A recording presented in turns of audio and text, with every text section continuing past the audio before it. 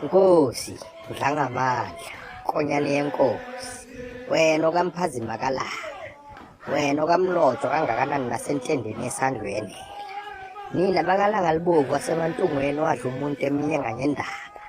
Nina bakaSoyidina, odina bezizwe nabezizwana. Mawandla kaNdlovu, siwela sasemandlovini ezadla ekhaya ngokweswela belusi.